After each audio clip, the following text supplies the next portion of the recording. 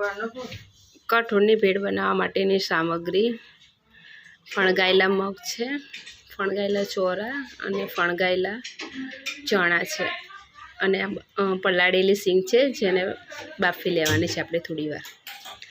એના પછી મસાલામાં છે મેં મીઠું લીધું છે, થોડીક રાઈ છે, સંચર મીઠું છે, હળદર છે અને ચાટ મસાલો છે. ડુંગળી છે 3 થી 4 નંગ છે, ગાજર છે, મરચાં છે, લીંબુ છે, ટામેટાં છે, ધાણા, બીટ, કાકડી, આટલી વસ્તુ ઝીણી ઝીણી સમારી લેવાની છે અને ડેકોરેશન માટે જો વધારે લાગે તો ડેકોરેશન માટે પણ આપણે વાપરી શકીએ છીએ.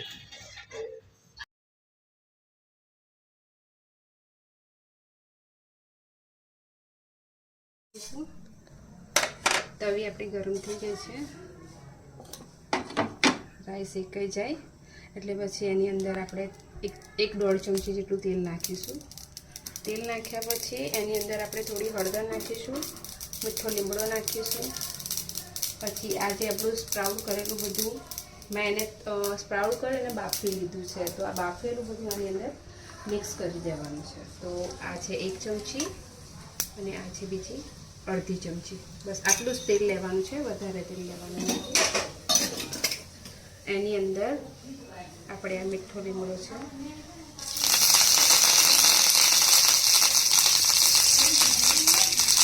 મીઠો લીમડો છે, હળદર છે, આ લીલા મરચાં છે, આ તીખાવાળા છે એટલે આ લીલા મરચાં, આ કેપ્સિકમ છે,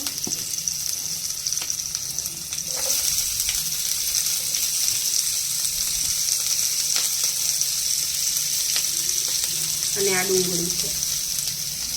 આ બધું આપણે થોડીક વાર માટે સાંતળી લેવાનું છે.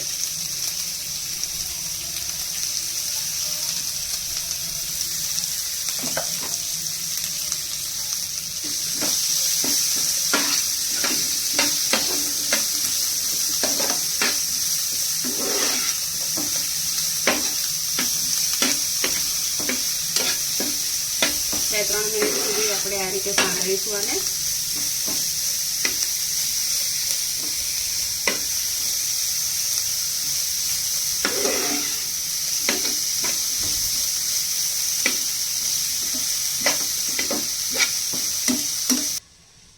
આ સ્પ્રાઉટ કરેલું આપણું બધું જે ફણગાવેલા આપણા મગ છે, ચોરા છે અને ચણા છે એને મેં 3-4 મિનિટ સુધી ગરમ પાણીમાં બાફી લીધા છે. એની અંદર આપણે આ ટામેટાં એડ કરી દઈશું. ટામેટાં બાદ આ છે ગાજર, આપણે ગાજર પણ એડ કરી દઈશું.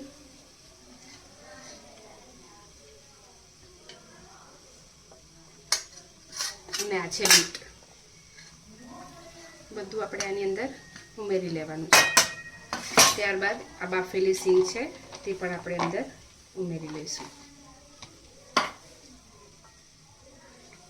ઉમેર્યા બાદ આ છે સંચર મીઠું, તે તમે તમારા સ્વાદ મુજબ નાખી શકો છો.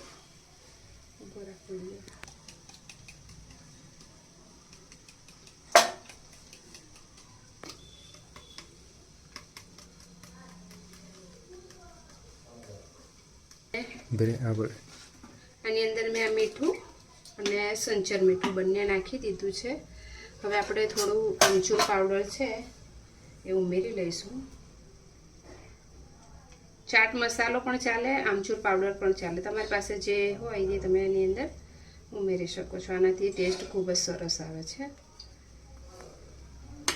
એના પછી આપણે જે કંઈ તેલમાં કર્યું હતું એ બધી જ વસ્તુ આની અંદર એડ કરી લઈશું.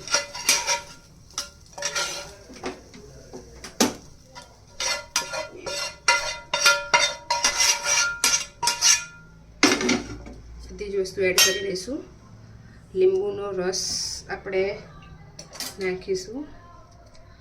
તો બીયા ના જાય એટલે તમે આ રીતે હાથ રાખી અને લીંબુનો રસ નાખી શકો છો.